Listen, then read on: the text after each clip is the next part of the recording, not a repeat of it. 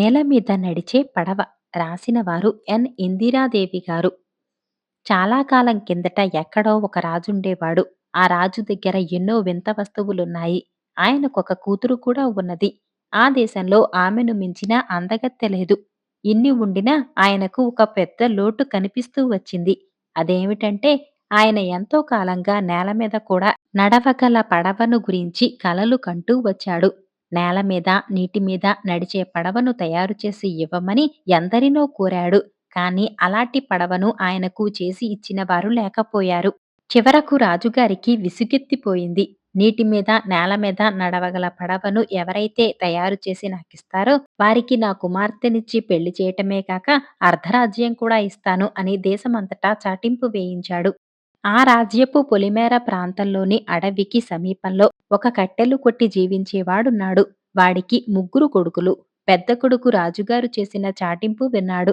రాజకుమార్తెను పెళ్లాడాలని వాడికి బుద్ధి పుట్టింది. ఒకనాడు ఉదయం వాడు తన గొడ్డలి భుజాన వేసుకుని అన్నం మూట చేతపట్టుకుని అడవిలోకి వెళ్లి ఒక పెద్ద చెట్టు చూసుకుని మధ్యాహ్నం దాకా పనిచేసి దాన్ని పడగొట్టాడు. ఆ తర్వాత వాడు తన అన్నం మూట విప్పి తినటానికి ఉపక్రమించాడు. ఇంతలో చెట్టు మీద నుంచి నీలకంఠ పక్షి ఒకటి గెంతుకుంటూ వచ్చి నాకు కొంచెం, నాకు కొంచెం అని అరిచింది. పోవే పక్షి, ఇందులో నీక్కూడా వంత అన్నాడు పెద్దవాడు. పక్షి మరింత దగ్గరగా వచ్చి సరేగాని ఈ మానుతో ఏం చేస్తావేమిటి అని అడిగింది. ఏం చేస్తే నీకేం, మంచం కోళ్ళు చేస్తాను సరేనా అన్నాడు పెద్దవాడు. మంచం కోళ్ళు, మంచం కోళ్ళు, మంచం కోళ్ళు అంటూ నీలకంఠ పక్షి ఎగిరిపోయింది. పెద్దవాడు తిండి పూర్తి చేసి కాస్త విశ్రాంతి తీసుకుని గొడ్డలితో మాను చెక్కనారంభించాడు. మానుకు గొడ్డలి తగిలినప్పుడల్లా ఒక మంచం కోడు దానంతట అదే తెగిపడసాగింది. అందులో వాడి ప్రయత్నం ఏమీ లేదు. సాయంకాలమయ్యేసరికి మానంతా మంచం కోళ్లుగా మారిపోయింది. వాడు గొడ్డలి అక్కడే పారేసి చిరాకుతో ఇంటికి వెళ్ళాడు. నేల మీద నడిచే పడవ ఎంతవరకు తయారైంది అని వాణ్ణి తమ్ముళ్ళు అడిగారు. వాడా ప్రశ్నకు జవాబు చెప్పక రాజుగారి కూతుర్ని ఎవరు పెళ్లాడతారేమిటి అన్నాడు.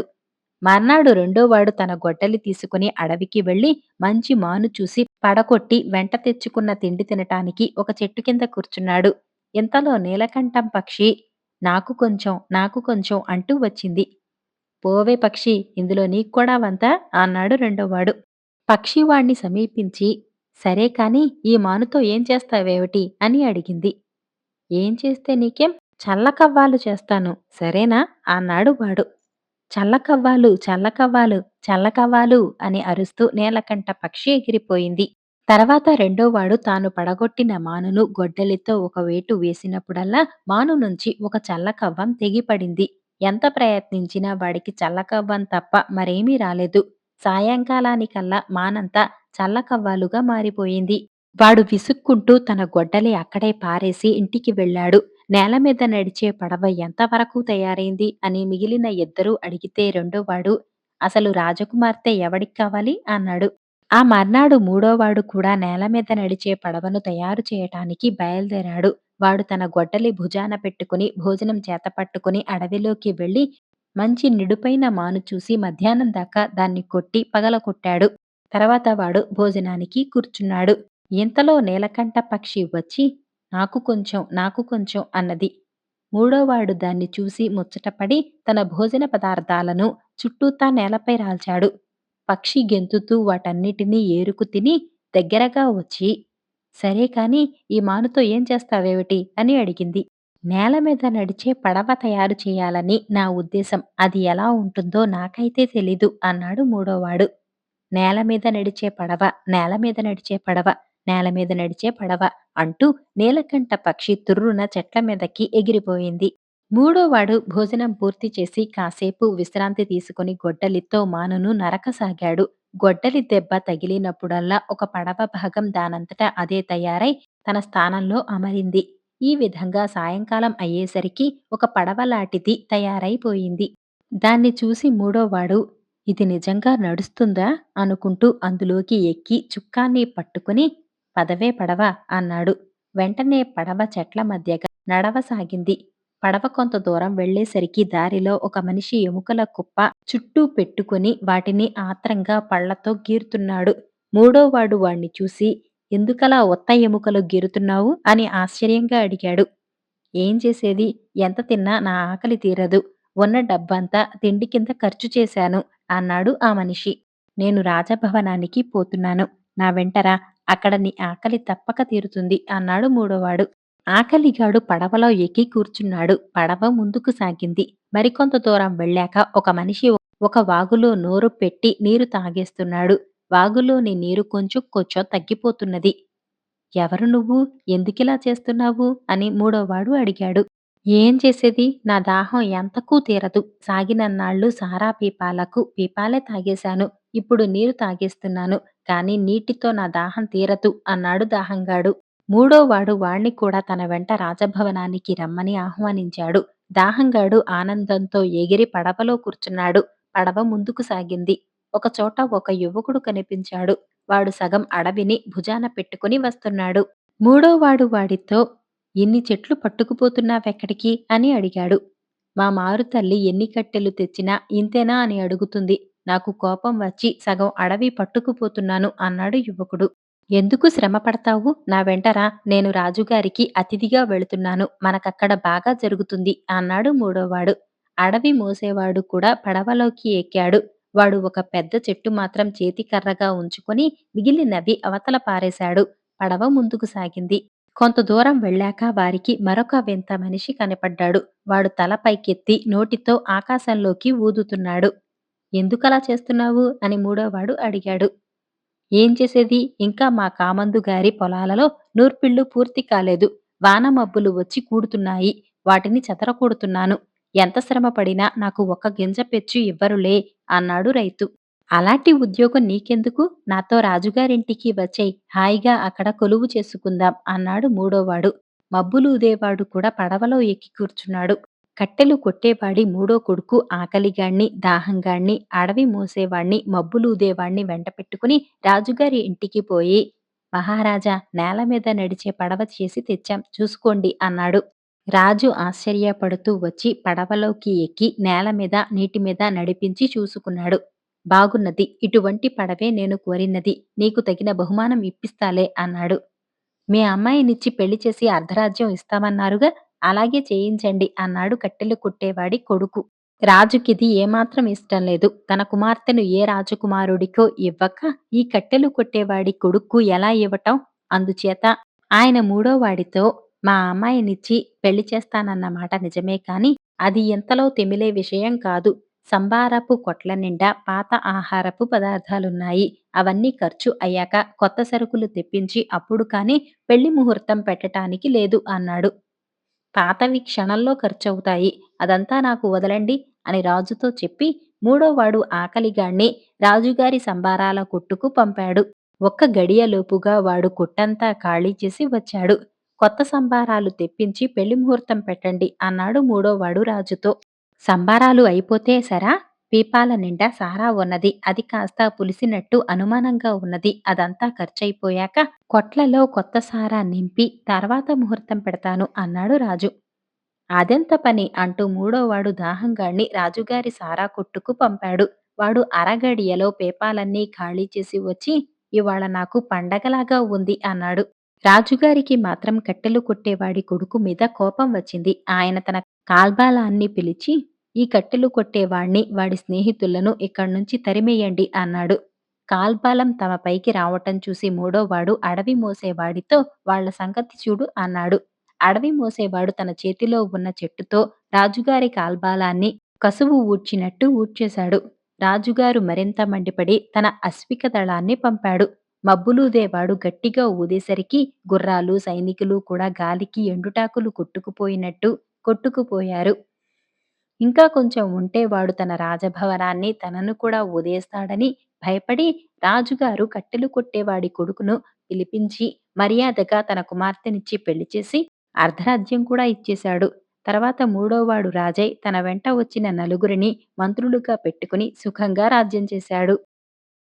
బేతాళ కథలు, కపట యుద్ధం. పట్టువదలని విక్రమార్కుడు చెట్టు వద్దకు తిరిగి వెళ్లి శవాన్ని దించి భుజాన వేసుకుని ఎప్పటిలాగే మౌనంగా శ్మశానం కేసి నడవసాగాడు. అప్పుడు శవంలోని బేతాళుడు, రాజా, మనుషులు దేనికోసం తమ సుఖాన్ని, కీర్తిని త్యాగం చేస్తారో చెప్పలేం కదా! ఏమి కోరి నీవి అపరాత్రి వేళ ఇంత ప్రయాసపడుతున్నావో నాకు తెలియదు. కానీ నిన్ను చూస్తుంటే నాకు మాకందుడి కథ జ్ఞాపకం వస్తున్నది. నీకు శ్రమ తెలియకుండా ఉండగలందులకై యుద్ధంలో గెలిచే సమర్థత ఉండి కూడా ఓడిపోయి తనకు తన రాజుకు కూడా అపకీర్తి తెచ్చిన మాకందుడి కథ చెబుతాను విను అంటూ ఈ విధంగా చెప్పసాగాడు. పూర్వం కోసల దేశాన్ని ఏలిన మహానంద మహారాజు గొప్ప కీర్తిమంతుడు. ఆయన రాజ్యంలో ఎన్నడూ అరాచకమన్నది లేదు. ఆయనను సామంతులు ఎంతో భక్తి విశ్వాసాలతో కొలిచేవారు. అయితే ఒకప్పుడు రుద్రగిరిని ఏలిన రుద్రవర్మ అనే సామంతుడు మహారాజును తృణీకరించి తాను సర్వస్వతంత్రుడైనట్టుగా ప్రవర్తించాడు. మహానందుడు శాంతిప్రియుడై ఉండి కూడా రుద్రవర్మ ధిక్కారాన్ని సహించలేక 10 మంది సామంతులను 10,000 సైన్యాన్ని వెంట పెట్టుకుని వెళ్లి రుద్రగిరి కోటను ముట్టడించి లొంగిపోవలసిందిగా రుద్రవర్మకు కబురు చేశాడు. రుద్రవర్మ ఈ ముట్టడికి ముందుగానే సిద్ధపడి ఉండటం చేత మహారాజుకు లొంగక చేతనైతే కోటను జయించమని కబురు పంపాడు. నిజానికి రుద్రగిరి కోట దుర్భేద్యమైనది. రుద్రవర్మ వద్ద శౌర్య పరాక్రమ సంపన్నులైన వీరులున్నారు. యుద్ధ నైపుణ్యం కలిగి సుశిక్షితమైన సేన ఉన్నది. అందుచేత మహానందుడి బలాలు కోటపై ఎన్ని దాడులు చేసినా అన్ని దాడులు విఫలమయ్యాయి. చివరకు తటస్థ పరిస్థితి ఏర్పడింది. కోట లోపలి వారు లోపల ఉండిపోయారు. బయటవారు బయటనే ఉండిపోయారు. ముట్టడి ఎన్ని మాసాలు సాగినా యుద్ధం మట్టుకు లేదు. ఈ పరిస్థితి చూసి ఉభయ పక్షాలకు విసుగెత్తిపోయింది. ఎందుకొచ్చిన బెడద, ముట్టడి ఎత్తేసి వెళ్ళిపోదాం అని మహానందుడికి అనిపించింది. రుద్రవర్మకు అనిపించింది. వెళ్ళిపోవటం మహారాజుకు అవమానం. యుద్ధం కూడా లేకుండా లొంగిపోవటం రుద్రవర్మకు తలవంపులే. మహానందుడి వెంట ఉన్న యువక వీరులలో ఒకడు మాకందుడు. అతను మహానందుడి మేనల్లుడు. బల శౌర్య పరాక్రమాలలో అతనికి సాటి అనదగినవాడు ఆ సైన్యంలో ఒక్కడు కూడా లేడు. అతనికి యుద్ధం చేసే ఈడు వచ్చాక తన ప్రతాపం చూపడానికి వచ్చిన మొదటి అవకాశం ఇదే. కాని అది యుద్ధం జరిగితేనే కదా చూపేది. ఊరికే కూచోటం ఇష్టం లేక మాకందుడు రోజూ చుట్టుపక్కల అరణ్యాలలో వేటాడేవాడు. అప్పుడప్పుడు తన సాటివారిని కొందరిని మైదానంలో చేర్చి యుద్ధ కౌశలంలో పోటీ పందాలు ఏర్పాటు చేసి వాటిలో ప్రతిసారి తానే అందరినీ ఓడిస్తూ ఉండేవాడు. మిగిలిన వాళ్ళు అతని అస్త్రలాఘవాన్ని అలవరుచుకోటానికి ప్రయత్నించేవారు. రుద్రవర్మకు తమ్ముడి కొడుకు ఒక యువకుడు. అన్ని విధాలా మాకందుడిలాంటివాడే ఉన్నాడు. అతని పేరు మిత్రవర్మ. అతను కోటగోడల మీద నుండి మాకందుడు మొదలైన వారు చేసే పరాక్రమ పోటీలు చూసేవాడు. ఆ పోటీలలో తను కూడా పాల్గొనాలని అతడికి అభిలాష పుట్టింది. అందుచేత ఒకనాడు అతను సామాన్యుడి దుస్తులు ధరించి ఎవరూ చూడకుండా కోటద్వారం వెలువడి చెట్ల మధ్యగా పోటీ పందాలు జరిగే చోటికి చేరుకున్నాడు. అతన్ని చూసి ఎవరూ శత్రుపక్షం వాడని సంశయించలేదు. తమ పక్షం వాడే అయి ఉంటాడు అనుకున్నారు.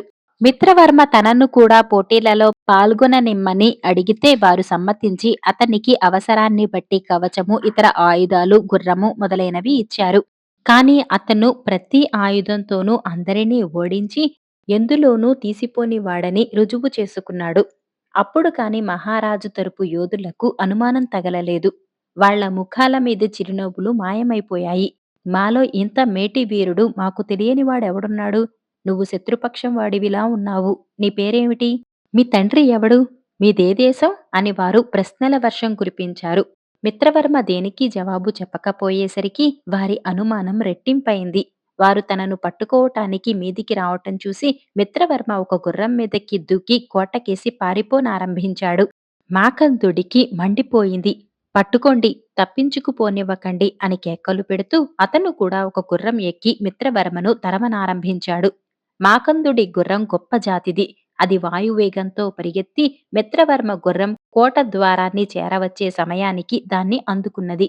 మాకందుడు తన కత్తి దూసి మిత్రవర్మ తల తెగవేయబోతూ ఉండగా కోట గోడ మీద నుంచి ఎవరో స్త్రీ కెవ్వున అరచి, చంపవద్దు, మా అన్నను చంపవద్దు అని కేక పెట్టటం మాకందుడి చెవిన పడింది. అతను ఆశ్చర్యంతో తల ఎత్తి చూశాడు. అద్భుత సౌందర్య రాశి అయిన ఒక పిల్ల కిందకి చూస్తూ ఉండటం అతని కంటపడింది. నిండు చంద్రుడిలాంటి ఆమె ముఖంలో భయము, ఆందోళన చూసి మాకందుడు స్తంభించిపోయాడు. ఎత్తిన చెయ్యి కత్తితో సహా అలాగే దిగిపోయింది. ఈలోపుగా మిత్రవర్మ కోటద్వారం గుండా లోపలికి ప్రవేశించి అదృశ్యుడైపోయాడు. మాకందుడు తన గుర్రాన్ని వెనక్కు తిప్పి మెల్లిగా నడుపుకుంటూ పరధ్యానంగా తమ శిబిరానికి తిరిగి వచ్చాడు. తనతో సమంగా ప్రతాపం చూపించిన మహాయోధుణ్ణి, అప్సరసలను తలదన్నగల సౌందర్యవతి అయిన అతని చెల్లెలిని అతను క్షణంపాటు కూడా మరిచిపోలేకపోయాడు. తన ప్రతిపక్షి పైన పుట్టిన అసూయ అంతా మటుమాయమైంది. మాకందుడికి ఇప్పుడా యువకుడు తన ఆప్తుడిలాగా కనపడ్డాడు. మిత్రవర్మ మాకందుడి ప్రతాపాన్ని మొదటి నుంచి హృదయపూర్వకంగా మెచ్చుకున్నాడు. నేను శత్రుపక్షం వాణ్ణి కనుకనే కదా అతను నన్ను చంపవచ్చింది. అటువంటివాడు మిత్రుడిగా ఉండటం ఎంత ఆనందంగా ఉంటుంది అనుకున్నాడు. అది మొదలు మిత్రవర్మ తన పెత్తండ్రి అయిన రుద్రవర్మతో, మహారాజుతో సంధి చేసుకో. ఏమిటి అర్థంలేని యుద్ధం? ఆయన పైన తిరుగుబాటు చేయటం మనదే తప్పు. అందుచేత మనమే సంధి రాయబారం పంపటం భావ్యంగా ఉంటుంది అని బోధించాడు. అయితే నువ్వే రాయబారం వెళ్ళు. ఆయన ముట్టడి చాలించి వెళ్ళిపోయే పక్షంలో నేను ఎప్పటిలాగే ఆయనకు లోబడి సామంతుగా కొలుస్తాను. అంతకు మించి నేను ఏమాత్రం దిగిరాను. ఈ యుద్ధంలో ఓడిపోయినట్టు కూడా ఒప్పుకోను అన్నాడు రుద్రవర్మ. మిత్రవర్మ మహానంద మహారాజు వద్దకు రుద్రవర్మ తరపున రాయభారిగా వెళ్లి సందేశం విన్నవించాడు.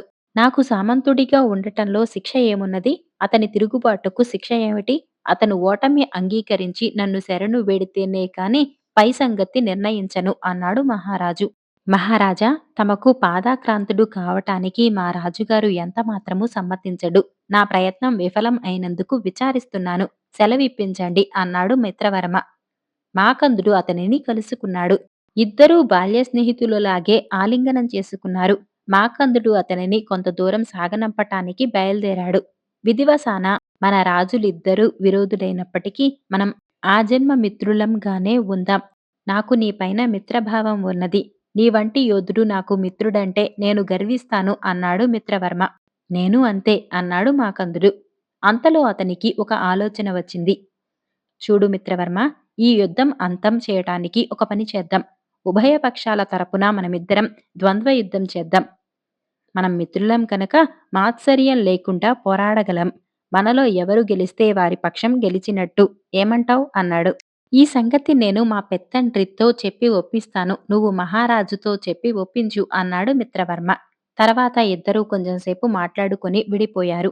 రెండు పక్షాల మధ్య మరొక రాయబారం జరిగింది. మహానంద మహారాజు ఈ విధంగా పందెం ఏర్పాటు చేశాడు. ద్వంద్వ యుద్ధంలో నా యోధుడైన మాకందుడు ఓడిపోతే నేను ముట్టడి చాలించి వెళ్ళిపోవటమే కాక నిన్ను స్వతంత్రుణ్ణిగా గుర్తిస్తాను. నీ యోధుడైన మిత్రవర్మ ఓడిపోతే నీవు నీ రాజ్యాన్ని వదిలిపెట్టి వెళ్ళిపోవాలి. ఈ నిబంధనకు రుద్రవర్మ ఆమోదించాడు. ఆయనకు తన తమ్ముడి కొడుకు పరాక్రమంలో అపారమైన విశ్వాసం ఉన్నది. రుద్రగిరి కోటకు కొంత దూరంలో ఒక నది ప్రవహిస్తున్నది. నదికి కోటకు మధ్య గల మైదానంలో ద్వంద్వ యుద్ధం ఏర్పాటు చేశారు. రుద్రవర్మ పక్షం వారందరూ కోట గోడలపైన చేరారు. మహారాజు పక్షం వారు నది ఒడ్డున చేరారు. ద్వంద్వ యుద్ధం జాము పొద్దెక్కి ప్రారంభమైంది. మధ్యాహ్నం దాకా యుద్ధం సాగినా ఏ ఒక్కరూ ఓడలేదు. అంత సమంగా బలపరాక్రమాలు గల యోధులను ఊహించుకోవటం అసంభవం. మిత్రవర్మ, ఎండ తీవ్రంగా ఉన్నది. కాసేపు విశ్రాంతి తీసుకుందాం అన్నాడు మాకందుడు. ఇద్దరూ ఆప్యాయంగా చేతులు పట్టుకుని ఎడంగా నడచి వచ్చి చెట్టు నీడలో కూర్చున్నారు. ఇద్దరికీ భోజనాలు వచ్చాయి. కబుర్లు చెప్పుకుంటూ భోజనం చేసి గడ్డిపైన పడుకొని విశ్రమించారు. పొద్దు వాలింది. మళ్ళీ ఇద్దరూ యుద్ధానికి ఉపక్రమించారు. మధ్యలో అకస్మాత్తుగా మిత్రవర్మ చేతి కత్తి రెండుగా విరిగిపోయింది. కోట మీద నుంచి హాహాకారాలు, నది ఒడ్డు నుంచి హర్షధ్వానాలు వినపడ్డాయి. కాని మాకందుడు తన కత్తి దూరంగా పారేసి, నేను నిరాయుధుడితో ఆయుధం లేకుండానే పోరాడతాను అన్నాడు. అతని ఔదార్యానికి మిత్రవర్మ ముగ్ధుడయ్యాడు. తర్వాత ఇద్దరూ మల్లయుద్ధం సాగించారు. అందులో కూడా ఇద్దరూ సమవుజ్జీలే. ఏ ఒక్కరూ రెండో వాణ్ణి పడగొట్టలేకపోయారు. సూర్యాస్తమానం కావస్తున్నది. కోటమీది వాళ్లకు నది ఒడ్డున ఉన్న వాళ్లకు కూడా ముళ్లపై ఉన్నట్టు ఆత్రంగా ఉన్నది. ఇంతలో అకస్మాత్తుగా అకారణంగా మాకందుడు కింద పడిపోయాడు. కోట గోడ మీద నుండి చూస్తున్న వారిలో హర్షధ్వానాలు వెర్రిగా చెలరేగాయి. నది ఒడ్డున ఉన్నవారందరూ పరిగెత్తుకుంటూ వచ్చారు. మహారాజా, నేను ఓడిపోయాను అన్నాడు మాకందుడు లేచి కూర్చుంటూ. మాట తప్పకుండా మహానంద మహారాజు రుద్రవర్మ విజయాన్ని ఆమోదించి అతన్ని స్వతంత్ర రాజుగా గుర్తించి ముట్టడి ఎత్తి తన దేశానికి తిరిగి వెళ్ళిపోయాడు. మాకంద మిత్రవర్మల మైత్రి మరింత గాఢమైంది. త్వరలోనే మాకందుడు తన మిత్రుడి చెల్లెలిని వివాహం కూడా చేసుకున్నాడు. బేతాళుడి కథ చెప్పి, రాజా, మాకందుడు ఓడిపోయినట్టు ఎందుకు నటించాడు? మిత్రవర్మ చెల్లెలిపైన గల ప్రేమ చేతనా? తాను ప్రేమించిన మనిషికి అన్న అయిన వాణ్ణి గెలవనిస్తే ఆమె తన పట్ల మరింత అనుకూలవతి అవుతుందనా? లేక మిత్రవర్మను సంతోషపెట్టటానికే అతను అలా చేశాడా? ఈ సందేహానికి సమాధానం తెలిసి కూడా చెప్పకపోయావో నీ తల పగిలిపోతుంది అన్నాడు. దానికి విక్రమార్కుడు, అసలు కారణం ఇవేమీ కాదు. మిత్రవర్మకు అతనిపై అదివరకే ఘనమైన అభిప్రాయం ఉన్నది. తన మిత్రుడి చెల్లెలిని వివాహమాడటం కూడా మాకందుడికి ఏమంత కష్టం కాదు. మహానందుడు తమ ద్వంద్వ యుద్ధం సందర్భంలో ఏర్పాటు చేసిన నిబంధన మాకందుడికి అక్రమమని తోచింది. యుద్ధం తప్పించటానికే అతను ద్వంద్వ యుద్ధం సూచించాడు కాని తాను గెలిచి రుద్రవర్మను రాజ్యభ్రష్టుణ్ణి చేయాలనే ఉద్దేశంతో కాదు. యుద్ధమే జరిగినా కూడా రుద్రవర్మను రాజ్యభ్రష్టుణ్ణి చేసే శక్తి మహారాజుకు లేదు. ఆయన ఎన్నోసార్లు యుద్ధం విరమించి వెళ్ళిపోవాలనుకుని కూడా పరువు భంగమవుతుందని మానేశాడు. అలాటప్పుడు తాను రుద్రవర్మకు రాజ్య నష్టం కలిగించటం కన్నా అక్రమం చేసి అయినా ఆయనను స్వతంత్రుణ్ణి చేయటమే ఎక్కువ ధర్మమని మాకందుడు భావించాడు. లేని పక్షంలో మిత్రవర్మ చేతికత్తి విరిగిపోయినప్పుడే అతను తాను గెలిచానని ఉండేవాడు. చేతికందిన విజయాన్ని అతను కత్తితో పాటే విసిరి పారేయటాన్ని బట్టి అతనికి విజయవాంఛ లేదని స్పష్టమైంది అన్నాడు. రాజుకు ఈ విధంగా మౌనభంగం కలగగానే బేతాళుడు శవంతో సహా మాయమై మళ్లీ చెట్టెక్కాడు.